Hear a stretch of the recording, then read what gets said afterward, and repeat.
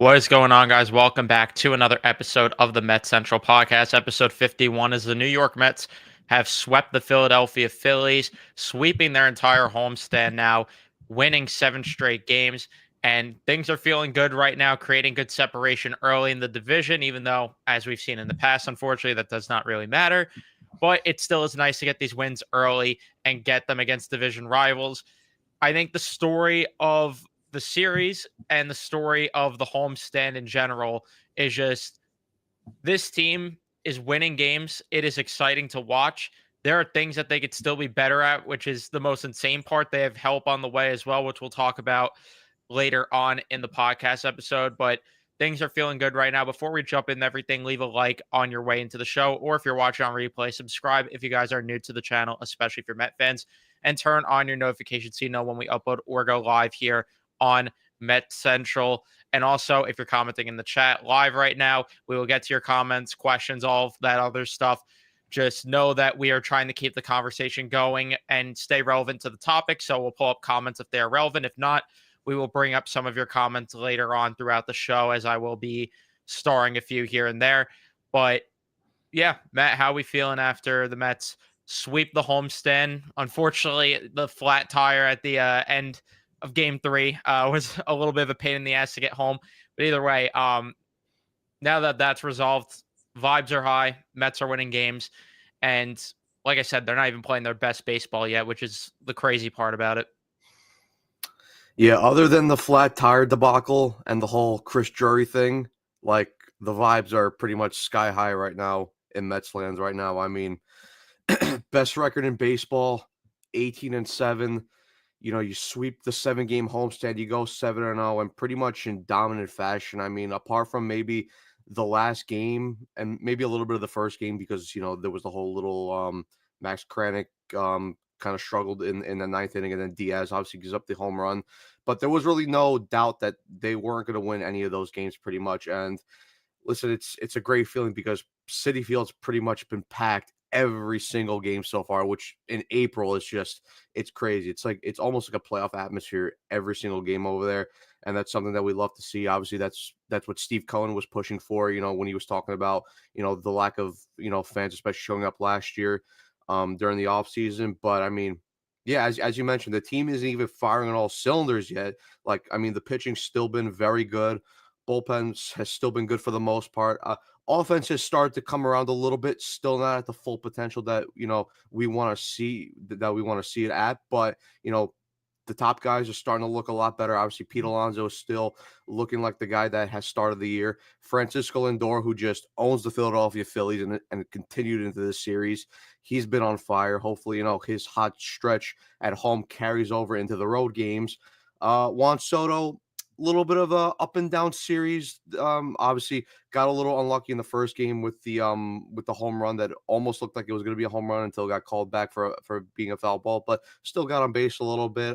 But yeah, I mean, just like I was saying, 18-7, the best record in baseball. You have a 5-game lead in the NL East, and no, the NL East is not over. Don't let anyone tell you that because we saw how that worked last time in 2022. So, but it's good to build early separation and just got to keep winning. Yeah, and like you're saying with Citi Field being packed, I will take the trade-off of the fact is something that's annoying me right now, but it's also not because it means the Mets are playing good baseball, and that's why it's supply and demand here. The ticket prices are definitely a little bit pricier this year than they've been in the past few seasons. But again, I will take the trade-off if it means winning baseball. I am not going to sit here and complain one bit about that. But yeah, let's talk about this series, which was very chaotic. First, we'll recap the games entirely, and then we'll give our thoughts through each individual game, give our thoughts on certain performances throughout the series.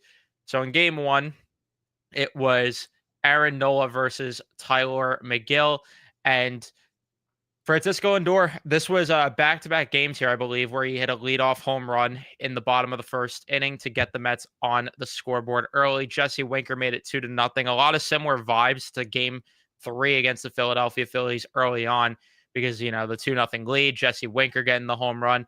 It just Lindor getting one there instead of Alonso. Tyler McGill, though, in the third inning, got into trouble because the thing that he's been doing that we talked about ad nauseum, he gets the first 2 outs, and then of course he has to make it interesting and get into trouble, but he gets out of trouble after loading the bases in the third inning. The bottom of the third, the Mets got traffic on the bases, but unfortunately were not able to capitalize on that. And as we cruise through this game, Tyler McGill ended up getting into a little bit of trouble in the sixth inning, which resulted in Reed Garrett coming in. And Reed Garrett got out of the jam, only allowing a single to Max Kepler, but still looking good in his appearance. The sixth inning, the Mets again get runners on the bases, just a little bit unlucky with that Jesse Winker double play. And the Mets would pour it on in the bottom of the seventh inning as Acuna got a single, Beatty got a walk, and then Francisco Lindor would come up. And right as Gary Cohen said, is he only going to start and end games with a home run? Well, he gets a home run in the middle of the game here to make it 5-0. And good thing he did, because in the top of the ninth inning, the Mets made it very interesting as Max Kranick, they tried to push him to end this baseball game. He allowed a double to Kepler, allowed a single to Real Muto, allowed a single to Bohm, which I thought Kranick probably should have been pulled after the single from Real Muto. But either way, Diaz comes in, and then he allows that home run to Bryson Stott, making us all shit ourselves. But the Mets end up closing this game out and winning by a final score of 5-4. In game two, you had Christopher Sanchez, who has been doing well, versus Griffin Canning. And Canning got into early trouble, got out of it. That's kind of the thing he does.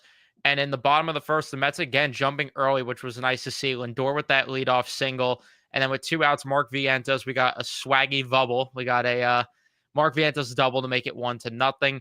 The Mets, unfortunately, would not score any more runs that inning. We go to the top of the second, where Yohan Rojas would drive in JT Realmuto to tie the game up at 1. Griffin Canning, though, works out of that jam. In the bottom of the second, the Mets would get traffic on the bases with Acuna walking. Azócar gets a single, and then he falls asleep at first base as well, which was very infuriating. But thankfully, the Mets end up getting a run either way as Lindor drives in Azócar to make it a 2-1 baseball game. Canning definitely settled down a little bit after that, but we'll talk about his start obviously a little bit more later on. And yeah, not really much else happening until the seventh inning in terms of the scoreboard, at least. As Lindor got a single, Pete Alonso would drive him in with an RBI double to make it 3-1. Then you have the walk from Vientos. They intentionally walked Jesse Winker after throwing 2 balls there, and then Luis Torrens makes them pay for that and makes it a 5-1 game. And the Mets bullpen would shut it down. There were a little bit of scary moments here and there, but the Mets end up getting the job done. And then we go to the third game, the final game of the series here, where David Peterson went against Zach Wheeler. And at that point, I think every Met fan kind of felt the same way, where it's like, it'd be nice to get the sweep, but you're going against Zach Wheeler. I don't know how it's going to go, but let's see. And David Peterson definitely, with, I would say, his worst start of the season, gets into too much trouble, missing locations early. But in the bottom of the second, Mark Vientos gets a single, and with 2 outs, Brett Beatty, can you believe it, gets a home run on a cutter inside, 92 miles per hour, and he makes it a 2-0 game. We fast forward throughout this game, and the Phillies end up having a damaging fourth inning. The defense did not defense enough for David Peterson, but he was also leaving a lot over the plate and allowing some hard hit balls here. And Yohan Rojas, who for whatever reason was arguably the Phillies' best hitter this series, which honestly I will take that because that correlates to why the Mets swept them. He made it 2-1. Trey Turner then got an RBI single to tie the game up. You had some good defense all around. I mean, Nimmo had to make a lot of challenging catches throughout this game. And you had Juan Soto even in the 8th inning, which game-saving throw to the plate here to get Nick Castellanos out. And we go to extra innings here, unfortunately. And Edwin Diaz, who they tried to push another inning, ends up allowing a single to Nick Castellanos, which made it 3-2, driving in the fake runner on second base. And then in the bottom of the 10th, once Max Kranick got out of that jam, you and me both said the same thing. They're winning this game because here comes Jordan Romano. You have to win it. Soto gets a productive out, gets that ground out to move Lindor over the third. Alonso gets an RBI double to tie the game up at 3. They intentionally walked Nimmo, which was interesting to me, but Starling Marte, I'm not apologizing. I'm not, but I'm happy that he got the walk-off hit there. And yeah, the Mets end up sweeping the series, feeling good. So we got a lot to break down here. But overall, your thoughts on the series and what angle you want to go after first with this series as a whole. Uh, I mean, I think we could maybe look at the pitching first. I mean, just in part from like the first game, right? I think that this was probably Tyler McGill's second best outing so far because I think the only one that he's really had the better outing was the home opener against the Blue Jays. But I mean, he was really good this outing. Like I can't like apart from that one inning where he got into a little bit of trouble with base runners in the third inning, he was really good. I mean, his fastball command was really good. His velo was up at around maxed out around 96.6 miles an hour, up from his yearly average of 95.3. Threw it about 47 times again.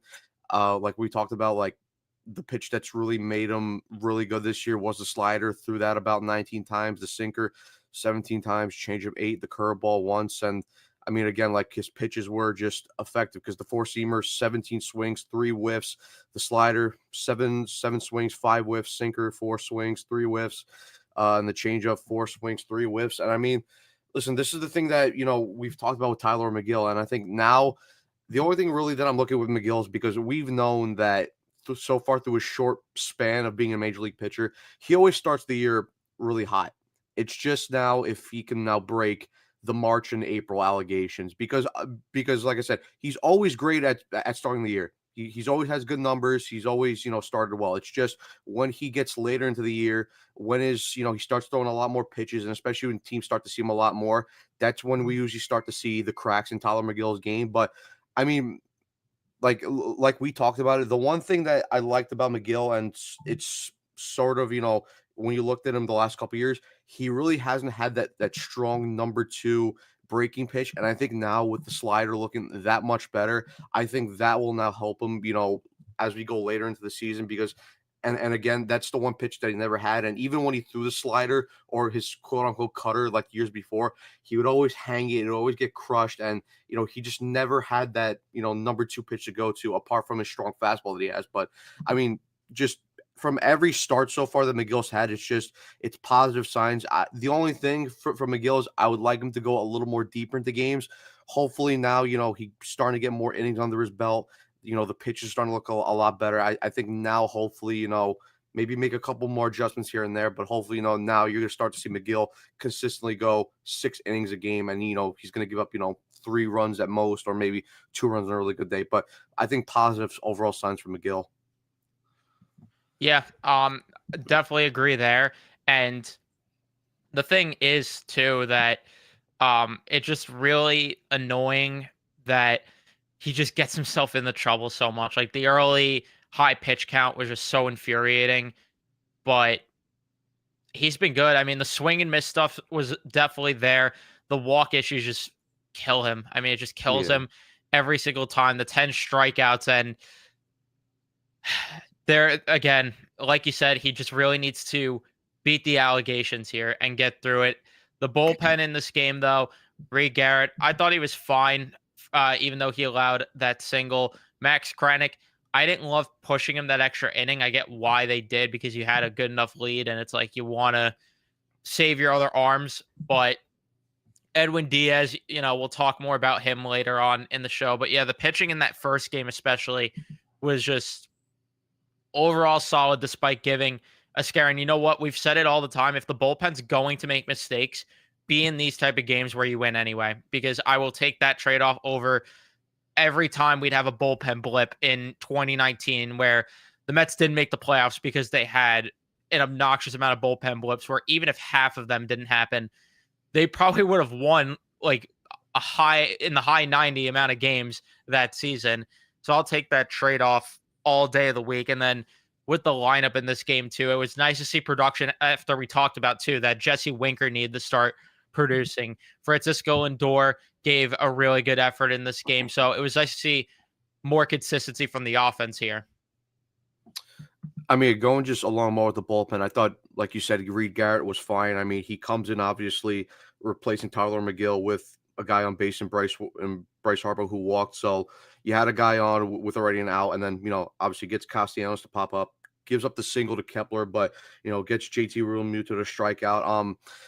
So yeah, I thought he was really good. And again, Reed Garrett continues to show that probably right now, I'd say he's been the Mets' best reliever so far to start because he's pretty much every time there's a guy or there's guys on base, Reed Garrett's the guy to come in as the fireman, and he's able to just get out of those innings, with his really good cutter, his splitter, his sinker, sweeper as well. So yeah, I mean, credit to Reed Garrett again.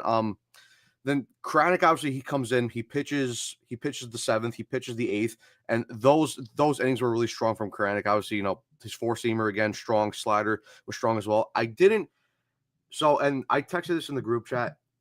I didn't have a problem with him starting the ninth inning. My only thing is that you should have had someone up behind them warming up just in case. And listen, I get that, you want to save the bullpen, but don't try to be cute. Just have someone up and ready just in case, because really, for me, Kranick should have been out of that game.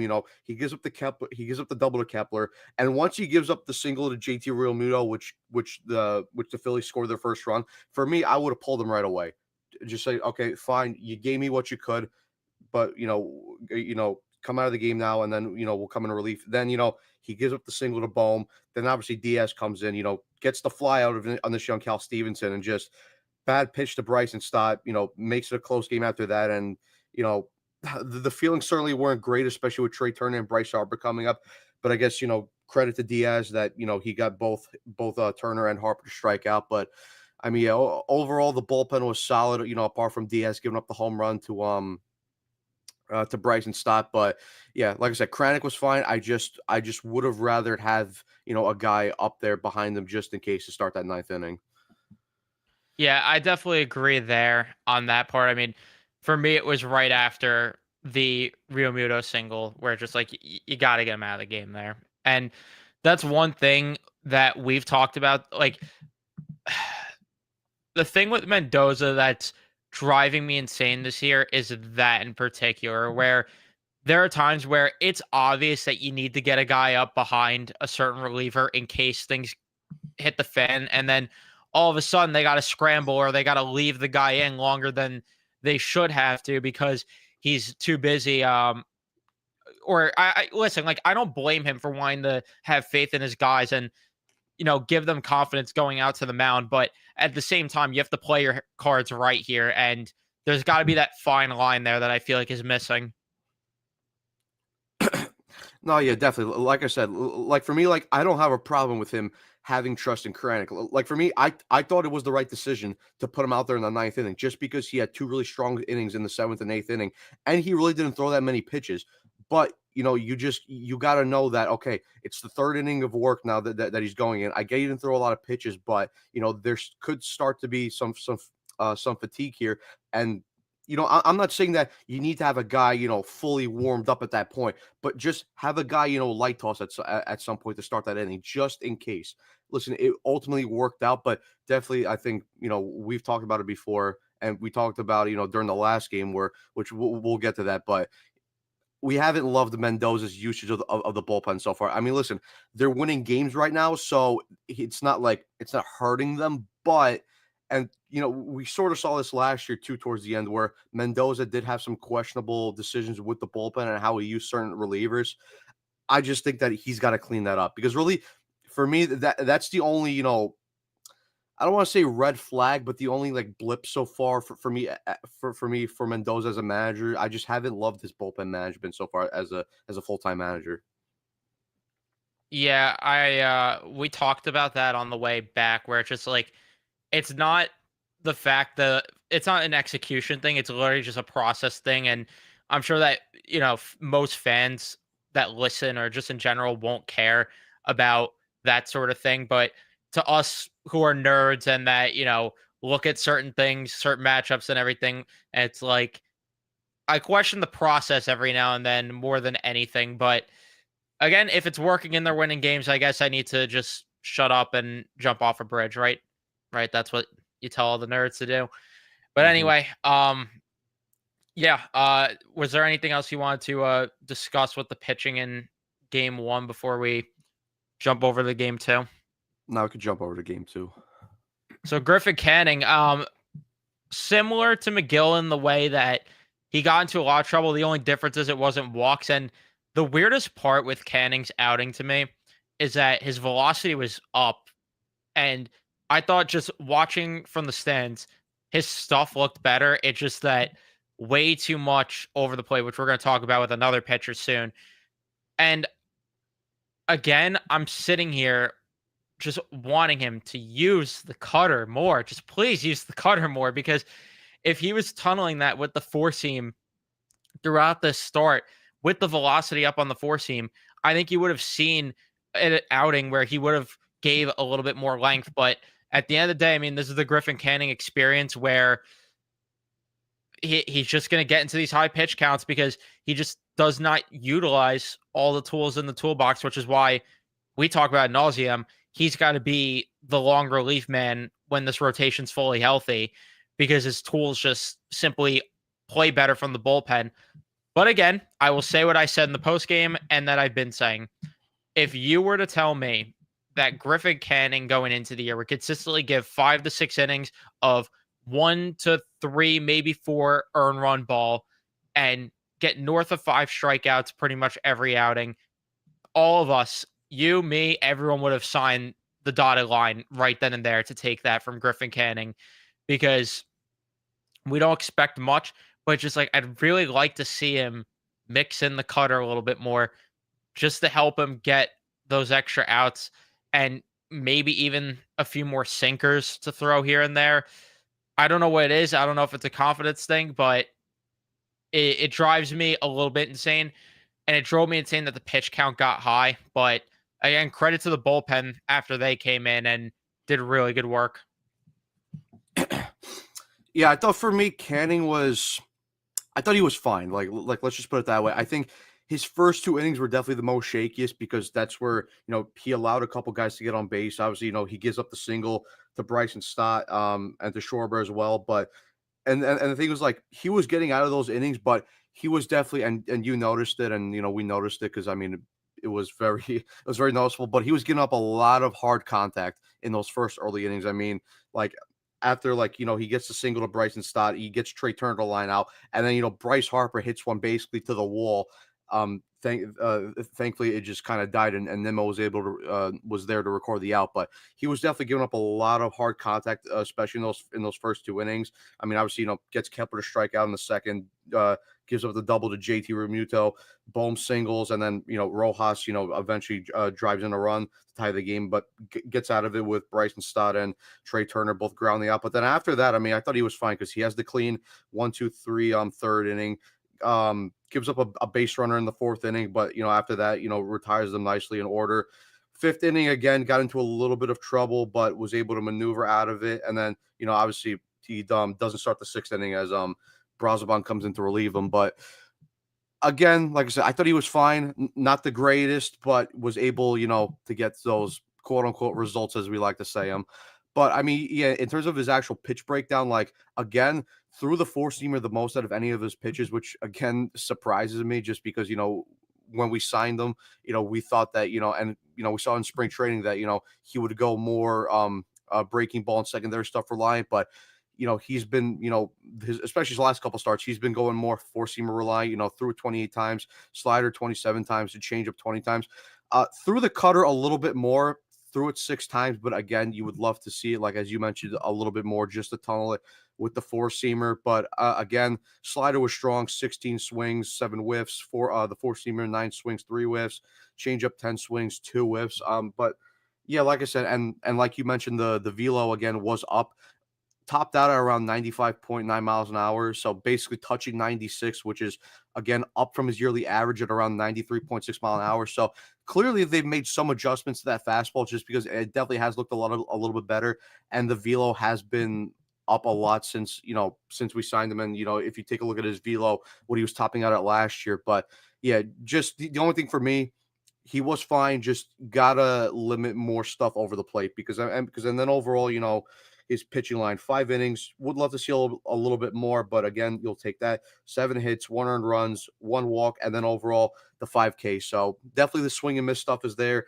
Lowers his ERA down to a 3.12. But I mean, yeah, like you said, like if this is what we thought that we were going to get from Griffin Canning when we originally signed him a couple months ago, I think we've all would have, signed the dotted line and taken that, because I mean, just the turnaround from him that he's been really just solid so far in his pitching rotation. All right, looks like Evan is away from a little bit, so I guess I'll take over for now. But yeah, then overall just moving to the bullpen, Brazaban comes in, and I thought again, Brazaban, who's been one of the top relievers so far, for this Mets team so far. Again, he's looked really good. Other than the walk that he gave up to Max Kepler in his first batter, gets the ground ball double play on JT Realmuto, gives up the single to Bohm, but then gets Rojas to strike out. That would only be his only inning, as AJ Minter comes in for the top of the seventh. But again, Brazaban solid, threw the four-seamer about 7 times, changeup 5 times, cutter 4 times, sinker twice. So overall, another solid outing from him. Minter obviously comes in the 7th inning, really strong inning from him. Gets the 1-2-3 with Bryson Stott flying out, Trey Turner flying out, and Bryce Harper striking out. And then, we get to the 8th inning, and Stanek comes in. Got into a little bit of trouble from Stanek, but with the leadoff walk to Kyle Schwarber, but gets Castellanos to hit into a double play. Walks Kepler, gets JT Realmuto to fly out, and then obviously Budo comes in the 9th inning again, gets Bohm to ground out, Rojas to strike out, and then Bryson Stott to ground out. So again, solid overall from the bullpen. Obviously, you got into a little bit of trouble with Stanek, but overall, just again, what we continue to see from this bullpen is just they go out there, they throw strikes, and they get through the innings. And then in game 3, for the pitching, we had the most David Peterson start of all time.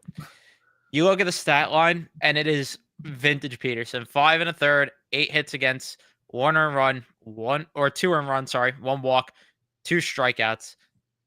This was very infuriating, and I gotta say, and it's a conversation that people won't want to have just because they're winning games and everything.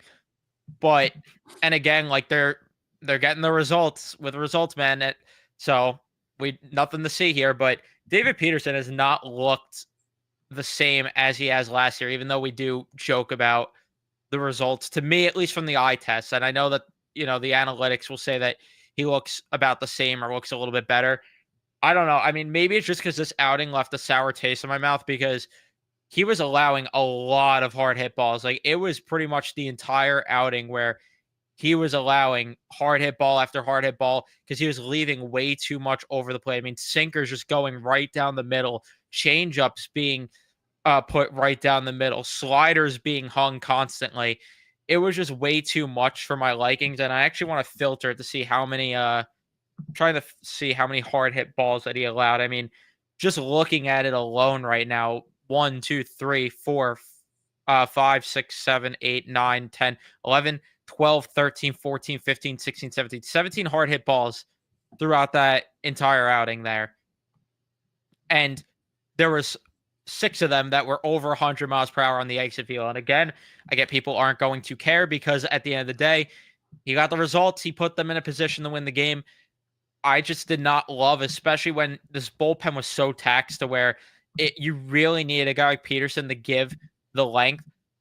It's unfortunate that he couldn't give it. He definitely settled in a little bit and let up a little bit lesser contact as the outing went along.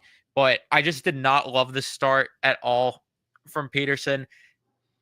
Well, I'll let you get your thoughts before we talk about the bullpen, because there was obviously a lot to go into with the bullpen in this game. Yeah, this was definitely the most David Peterson start that we've probably seen in a while. And I think, to be fair, I think he's had a good start to the season so far. I think it was just more that this start, it kind of left a sour taste in our mouth, just because, when you take, he had the strong start in Miami. He obviously had the start against the Blue Jays where, he comes out with the where he just had to shit himself. Was strong in against the Athletics. He gave 6 innings, was good against.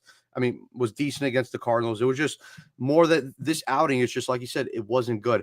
And the biggest problem was that he just left way too many pitches over the heart of the plate. Was hanging way too many sliders, hanging a couple curveballs. Fastball location wasn't great at all. Also was giving up a lot of hard contact with the sinker. And also the one big thing is, and we've kind of seen it with David Peterson this year, where his strikeout numbers have been up a little bit, but this outing, he wasn't getting any swing and miss stuffs on his pitches at all. I mean, you look at the sinker, 14 swings, no whiffs, changeup, 11 swings, 2 whiffs, four-seamer, 9 swings, 1 whiff, slider, 11 swings, 1 whiff, curveball, 4 swings, 1 whiff. So the swing and miss stuff just wasn't there at all. And obviously, that reflects in his final stat line. Goes a 5 1/3, gives up 8 hits, only 2 earned runs, 1 walk, and 2 strikeouts, and lowers his ERA down to a 3.229 ERA. But just like I was saying, like you were saying, just give up way too much hard contact, and his defense was bailing him out. I mean, you had Vientos, I forgot which inning it was, but he made a really nice diving play. Then you had Nimmo in the I think it was on Kyle Schwarber. Schwarber, hits a really hard ball into the outfield, was kind of dying a little bit. Nimmo just goes out there, dives and makes that catch. He also made, I'm not sure if Peterson was there for the second nice catch that he had, but again, credit to Nimmo. He played a really nice left field in that game, even though his bat hasn't necessarily been great. But I mean, yeah, just you got to see a lot better from David Peterson. Again, it's a better lineup, so maybe the fact that it's just maybe it's just it was an off day from him. I don't know, but you need to see a lot better from him. You definitely need to see a lot better from him. And then on to the bullpen, which we definitely had questions while we were in the stands watching this game. So Braziban coming in, we had no issues with, because it's like, all right, that's a spot that makes sense for him.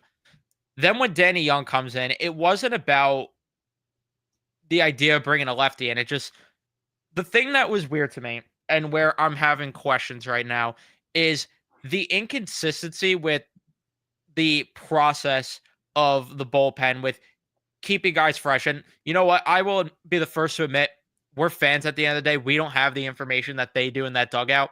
So I will put my hand up and admit that right off the rip. But the idea of Danny Young coming in to face Harper Schwarber, it worked out. You know what? I won't sit here and complain because it worked out. But just again, the process was interesting. The 8th inning, though, to me, it was the most obvious, in-your-face decision to put Reed Garrett in. I mean, we both said it. And then we see Jose Budo warming up, and it's like, that's very interesting, because Mendoza hasn't liked utilizing pitchers on back-to-back days. And it's very weird to see Jose Budo come in when Reed Garrett only threw, I believe it was 12 pitches in that first game, if I'm not mistaken. I'm going to fact check right now, but Reed Garrett did not throw, 12 pitches. He threw 12 pitches in that outing. So I was like, all right, I'm very intrigued why they're not using Garrett here and why they're going to Budo on back-to-back days. But again, it worked out. It was not easy because Juan Soto had to make a good play, but it worked out. Edwin Diaz comes in. I had a heart attack, but fine. Like, go ahead and put him in for an inning. Now, the thing that's confusing to me is, why did they try to push him for a second inning? And I'm not saying that it correlated with the injury, which he ended up leaving with the hip cramp in this outing. For me, it was more, again, Reed Garrett didn't pitch since the first game. You have an off day tomorrow. Why is he not in the game there at the very least? Or even AJ Minter? And why is it that some guys could go a higher workload compared to others? And Minter, I guess, makes a little bit of sense, considering the fact that they probably want to be careful since he had the hip injury. And I understand it a little more since he pitched in game 2. But Reed Garrett, again, he pitched through 12 pitches in game 1. You have the off day the next day. Why is he not in there? And then when Diaz comes out, and then there was that whole controversy with the balk, which, by the way, Rob Thompson could go fuck himself if he truly thinks that Edwin Diaz faked an injury, because I can tell you right now, I don't need to be in that clubhouse or anything to tell or break the news that it was not fake. That just sounds like you're salty. You're making yourself sound like a salty loser by saying this. And it wouldn't have mattered, the balk, at the end of the day. But even then if it did count, like I said, wouldn't have. But to sit here and try to say that Edwin Diaz faked an injury when the guy is constantly fighting to stay in the games. And last year, I mean, we saw it with Mendoza where there were times he'd give him a look like, I'm going to pull you from the game. I point to the Atlanta game in particular last year, where Lindor, of course, gave us that magic. But in that game, he looked at Diaz and was like, I'm going to pull you. And Diaz like, no, let me finish the inning. You're telling me that guy faked an injury there? There's no way. But either way, Kranick comes in, and that was another spot where I'm like, I guess Reed Garrett's just not available. Like at that point, I was like, all right, Reed Garrett's just not going to pitch today, no matter what. And Kranick thankfully worked out. But then in the bottom of the 10th, we see Reed Garrett warm up, and it's like, so if he was available, and I get that you were probably trying to stay away from him unless you need him in extras, but why is it that he just did not go into this game at any point earlier on when it would have made sense? So again, it worked out, so it's silly to sit here and complain, but it's just for you and I, like we said before, the process is just strange with the bullpen that I'm trying to understand, how guys are being utilized and which way they're trying to go about it. Because at least with Minter, I get the idea that okay, he was hurt last year and you want to ease him into the season. But even then, I mean, 14 pitches in that second game, like at some point, and I'm pretty sure he has pitched back-to-back days this season at one point. So why is it that he wasn't available there either? I don't know. It's just bizarre to me. Again, it's hard to complain when they're winning the games, but these are decisions where in the future it could bite them in the ass, and it's like it's so in your face. You should have went about it a different way. But again, this is just our couch manager moment. Yeah, I mean, obviously, like you said, we didn't have a problem with Brosman coming in, and he got through that sixth inning relatively well, and then obviously gets Trey Turner to ground out. But yeah, when we were sitting there down the left field line, and the graphic flashed up that Danny Young was warming up in the bullpen, and we got very nervous to say the least, and we were kind of hoping because the same thing happened last night where it was probably a glitch because AJ Minter ended up coming to that game. And I mean, listen, you got to give credit to Danny Young because he comes in there, faces probably arguably the scariest two hitters in that Philly lineup with Bryce Harper and Schwarber back to back, and Broski just closed his eyes, said, I'm going to throw as many sweepers and sinkers low and away and hope they swing. And I credit to him. He got through it with, striking them out back to back. I mean, like I was just looking at it, and you take a look at Bryce Harper's at bat details. I mean, there was no one pitch that was anywhere close to the zone. And God, I guess, if you're a Phillies fan, you gotta, kind of get on Bryce Harper for that at bat because no pitch was close to the zone. But hey, I'm not a Phillies fan at the end of the day, so I couldn't care less. Credit to Danny Young there. But I mean, yeah, just the fact that Minter wasn't using that situation, like it confuses me. And listen, I get that he's coming off a hip injury last year, and he got the surgery, so I get that you want to be careful with Minter. But the fact that it's also like his usage, especially the last couple of days, weren't that much because if you remember, he was used in that third game of the Cardinals series where he got into a little bit of trouble, was able to escape. He wasn't used in the last game. Wasn't used in the first game of the series. Okay, he was used in the second game, but again, like you said, only threw 14 pitches. And then, you had the off day after that, and then, before you head into Washington. So it confuses me as to why Minter wasn't in there. I mean, look, like you said, it worked. So I'm not going to, get too crazy over it. But the fact is that, on another day, Danny Young hungs a sweeper there, and, Bryce Harper and Kyle Schwarber, either, Harper, gets an extra base hit, and Schwarber hits a home run. So, I mean, look, it worked out at the end of the day. So I'm not going to, get too crazy. But again, it's not the results that we're angry at. It's more of the process. And then obviously, again, then Budo comes in, which we were confused about because, again, like you said, where's Reed Garrett? And considering that, Reed Garrett hadn't pitched, he only pitched in the first game, and then, you're using Jose Budo back to back. So again, that made no sense to me. I mean, listen, credit to him, I guess, because he did get out of it. I mean, thankfully, the defense did help him because, he walks Castellanos, gets Real Muto to strike out, gets Bohm to strike out, and, you think you're going to get out of it at that point, walks Bryson Stott, and then, credit to Juan Soto because, Kepler hits a single into right field,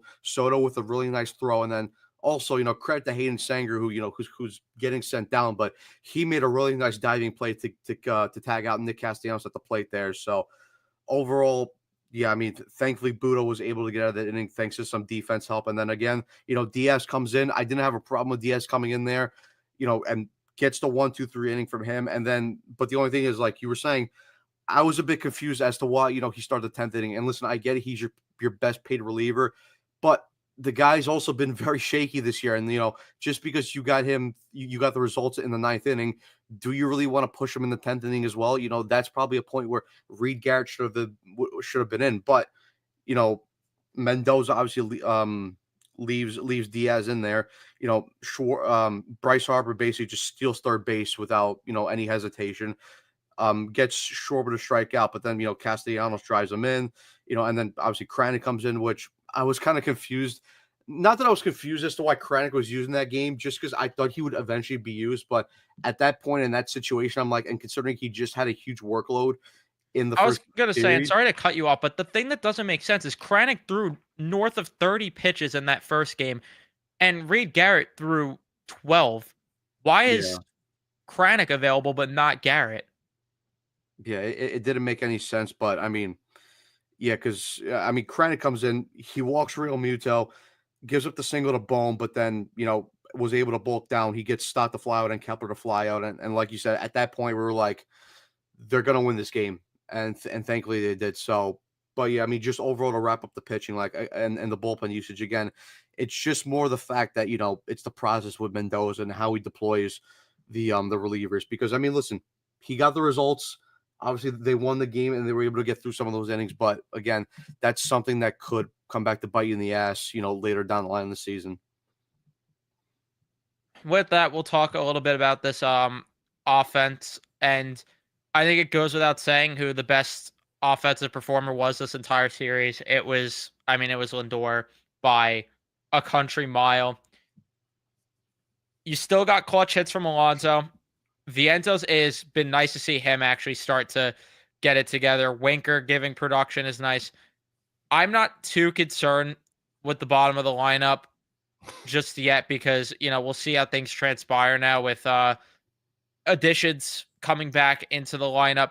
Even though again, like the conversation with Terrence, it's like he's hitting so well that it's so hard to argue that he should be out of the lineup, but it's going to be what it is. I think the conversation that everyone's still going to have is they want to see more from Juan Soto. But again, the thing that I've been saying, and we've been both saying this, he hasn't got going. This offense is still clicking. If Juan Soto isn't producing still in a month from now, then I'm more willing to start panicking a bit. But I'm just still not there yet. The guy that I am panicking about though is Brandon Nimmo because Brandon Nimmo right now at the plate just he looks lost up there, just completely lost. And the fact that he's hitting high in the lineup still, even tonight, which we'll talk about the lineup for tonight later on and talk about the reinforcements coming later on. But I'm very worried. The guy that I'm worried more about right now is Brandon Nimmo because he just does not look good.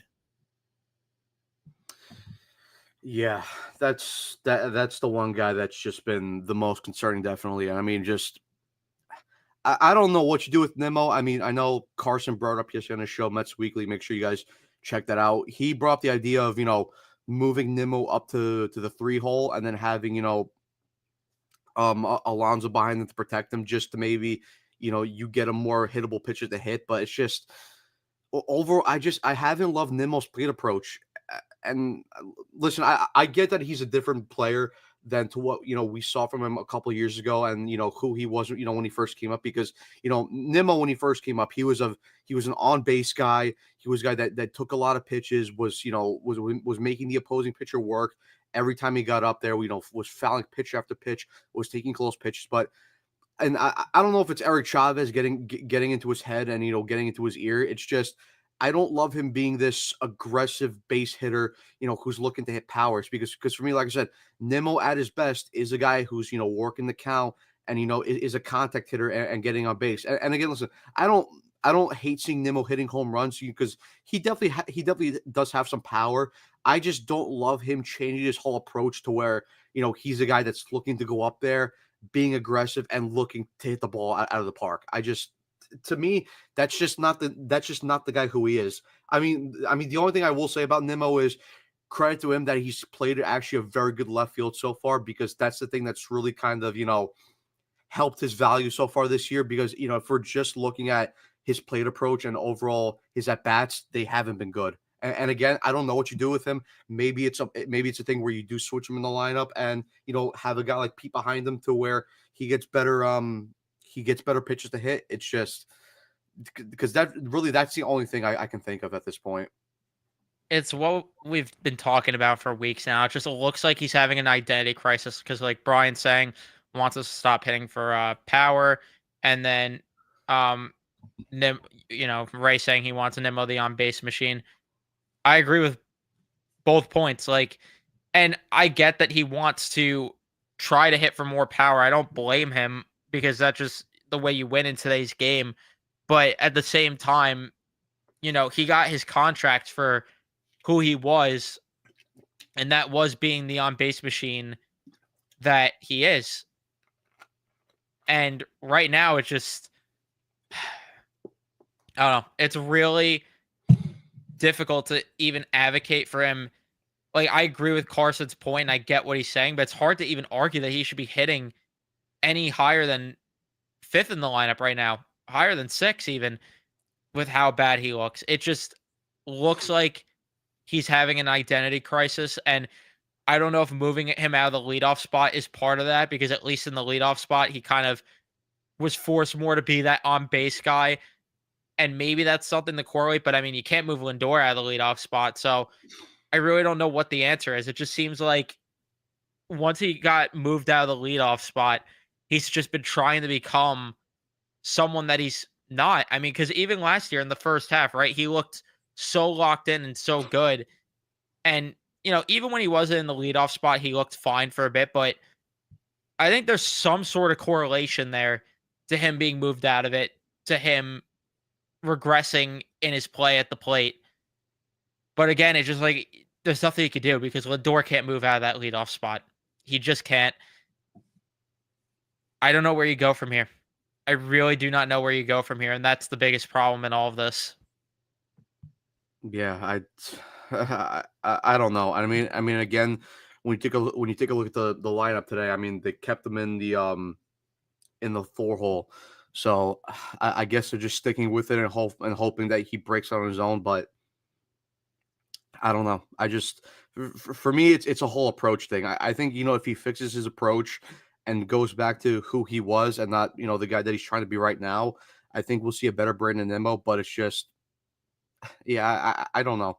I don't know whether it's just you move him down the lineup, you move him up in the lineup. To me it's the whole approach. That's the thing. Like, you really need to just see a different plate approach from him. But I don't know if you have anything else you want to add with this offense. I mean, I didn't really have anything else I wanted to add just because we're going to talk about some guys coming back soon. No, I mean, I think it's kind of more the same where Lindor just continues to own the Phillies. I mean, the guy the guy was just simply incredible this series and was incredible on the homestand. I think he was probably our best player on the homestand so far. I'm just the only thing hoping that those those results and those numbers carry over now to the road, because we don't want to see Lindor being a my girl merchant. It would just hurt our hearts. But no, I think he'll be fine on the road, especially against a struggling Nationals team so far. And then, like you said, with Soto, I didn't think he was terrible this series. Definitely got a little bit unlucky in the first game where you thought that he was going to hit a home run, and get his first Citi Field home run, but just it wasn't meant to be. It was just a little bit. It just went a little bit foul to the right of the foul pole, but he'll be fine. I'm still not worried. Yeah, and he's like we were saying, he's still getting on base at a high clip. He's still hitting the ball hard, even though it's on the ground, which we want to see him start to hit the ball more in the air. And then obviously with Pete, continues to get those very big clutch hits, whenever he comes up in situations with guys on base. And then the bottom of the order has been solid so far, especially in this homestand. I mean, credit to Luis Torrens again, who's continuing his very good start to the season. Comes up big in the second game where he gives he gets 2 RBIs to make it a 5-run game for the Mets, and then comes in as a pinch hitter in that last game and hits a single to load the bases. I mean, Lindor just couldn't drive in the guys there, but I mean he's been good. Obviously, Acuna has been very good so far, but I mean, yeah, just overall the offense still hasn't clicked yet to their full potential, and they're still winning games and they're still being productive, even though it's to the point where even though we want to see a little bit more from them. With that being said, there are guys coming back for the offense, like people were saying in the chat about the lineup. You have Francisco Alvarez, who was activated, and they ended up sending down Hayden Senger in as the corresponding move, which makes complete sense. The one that was a little bit surprising, I don't hate the decision. Like I know some Met fans do. The Brett Beatty lovers don't love it, but Brett Beatty being sent down was the corresponding move to Jeff McNeil being activated. And I don't have an issue because I would rather see a Zokar have to play center field versus Jeff McNeil or Luis Angel Acuna. And even if Brett Beatty stayed, when is he getting at bats with Jeff McNeil back? When is Brett Beatty getting into this lineup? Again, I mean, we have Carson's spreadsheet of, the type of pitches and pitchers that Brett Beatty's got hits off of, but I still just don't see it with him. I know he hit the home run. I don't see anything with him. Go let him do his thing. Let him mash in AAA. We'll all get fooled again. He'll force his way back up, and then it will just be more of the same rinse and repeat. I don't have an issue with the transactions, and now with that, they ended up announcing the lineup for tonight, which I will quickly read off before letting you jump in with your thoughts of everything here. But the lineup tonight is Lindor, Soto, Alonso, Nimmo, Vientos, Winker, Alvarez, McNeil, Taylor. We'll see how it goes. I mean, it looks deeper on paper with those two, but what's the production going to be from them is really what it comes down to.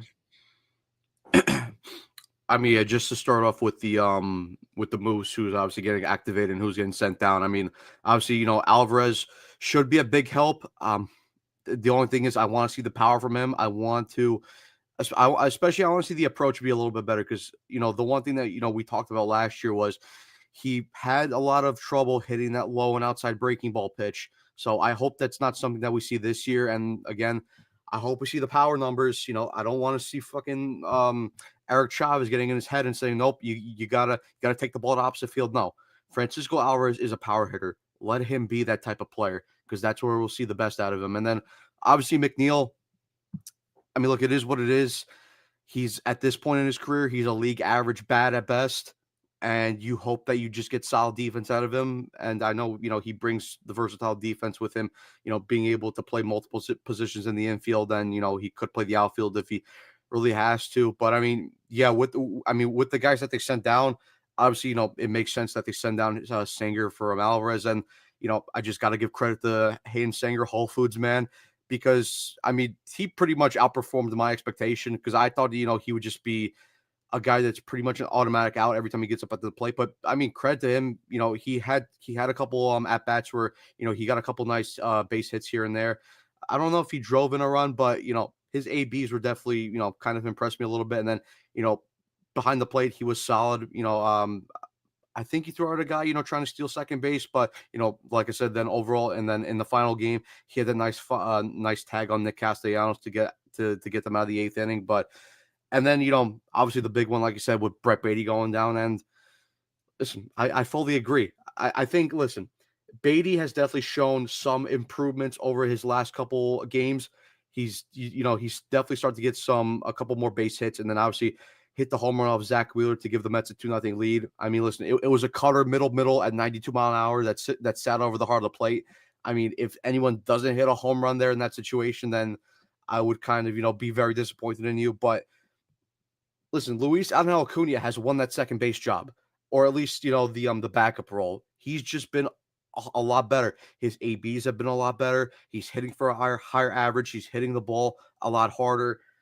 As we said, every time he gets on base, he's a threat to steal. And even if he's not starting, if he comes in as a pinch runner late in the game, again, is a threat to steal bases. And again, his glove is a lot better than Brett Beatty's at second base. So the only thing for me with now McNeil coming back, and obviously, McNeil is going to get the majority of the playing time at second base. I don't want to see Acuna just rotting on the bench, being a guy, who's going to be a majority used as a pitcher on in the game. I want to see Acuna play. Listen, whether if that's at second base or, they throw him in center field, in a game here or there, which I don't love, but, I want to get his bat in the lineup because he's just been really good. And again, it's sort of like what we were talking about at the start of the year. If Acuna is going to start the season up here in the majors, I don't want to see him just sit on the bench and rot. Let him play, let him, keep developing. And overall, if and then overall with the point, if McNeil doesn't produce, I wouldn't be fully surprised if within a couple of games Acuna is going to be, get that starting role again. It's just for me, and at least for me at this point, at least for now, split the playing time between McNeil and Acuna. And if not, the other way you go about it, in my opinion, and I don't care that you got the walk-off. I don't care. You let Vientos DH or you let McNeil DH, and then you put Acuna at second or you put McNeil at third and Acuna at second. Not that I want to see McNeil play third, but you go about it that way. That's the other way you can. But we'll preview this National Series briefly before wrapping things up. As, like you said, they are a struggling team, so hopefully they could end up continuing their sweeping ways. But I'm gonna go 2 out of 3. The first matchup is Kodai Senga versus Jake Irvin. Then you have Clay Holmes versus Brad Lord, and then Tyler McGill versus Mitchell Parker. I'm gonna say that they win the first 2 games and then lose game 3 in this series. I don't love the matchup of. It's a 4-game set. Oh, it's a 4-game set. Yeah. My fault. I completely forgot that it was a 4-game set. Who was the what was the fourth matchup that I was forgetting? It Canning versus Trevor Williams. and I knew I fucked that up too. That's the thing that's annoying. Like I knew going into it was a 4-game set because I was just talking to my brother earlier. I'm like, this is great, a 4-game set, and they get to avoid Mackenzie Gore. I was like, this is great. But I'm gonna say then they win 3 out of 4. I think they lose the third game. I think they win the other 3. I just think that Mitchell Parker is probably the scariest pitching matchup out of all of them for this entire series here. I think that they should be able to hit Brad Lord. Jake Irvin has had some good games against the Mets, but I mean, Pete Alonso. Sorry, I was looking at the lineup, not the matchup. Sorry, Francisco Lindor has some good numbers against him though, but he has caused some fits for the Mets in prior years. And then Trevor Williams, I mean, you should be beating the ever living piss out of. Thank goodness, like Brian said, and like I just said, they avoid Gore. But I expect 3 out of 4. I'd like a sweep, obviously, but you got to take 3 out of 4. I think a split is underwhelming, all things considered. Considering the way this team's playing right now, a split is very underwhelming. Yeah, no, I agree. I mean, like you said, like you said with the pitching matchups, Senga versus Irvin in the first game, Holmes versus Lord in the second game, McGill Parker in the third, and then Canning, and then against old friend Trevor Williams in that fourth game. Listen, I would love for them to go in there into Washington and sweep them, just because I think Washington, they're a young team, they're a gritty team, and they'll eventually be good. They're just not at that point yet. But listen, you got to go in there, and they're currently under 500. They're 11-14. So, listen, like I said, I would love a sweep, but considering that they just won 7 straight and they swept the whole homestand, I'm going to be a little bit realistic. I'll say they'll take 3 out of 4. I say they win the first 2, so they win the Senga game, they win the Holmes game, they lose the McGill game against Mitchell Parker, and then they win the final game with Canning on the mound versus Trevor Williams. But yeah, overall, this is a series that the Mets got to win because, like you said, with the way they've been playing, a split would be very underwhelming and disappointing. You just go listen. If they sweep, cool. I will gladly take that. But go in there at minimum, take 3 out of 4. And I mean, just looking at some of the top performers for the Nationals so far. I mean, James Wood so far, strong start, 911 OPS. Nathaniel Lowe, which was a really nice under the radar pickup that I liked when obviously they traded. They got him from the Texas Rangers, 817 OPS. Kyber Ruiz has had a strong start. Dylan Cruz has severely struggled so far, only a 530 OPS. So far to the start of the season, and then Josh Bell again, who's underperformed again, 579 OPS. So, like you're saying, it's a team that just go in there, win the series, take 3 out of 4. And with that being said, we will wrap things up here. So thank you everyone for tuning in and watching. Leave a like if you enjoyed. Subscribe if you guys are new to the channel. Turn on your notifications so you know when we upload or go live. And we'll see you guys in the next one.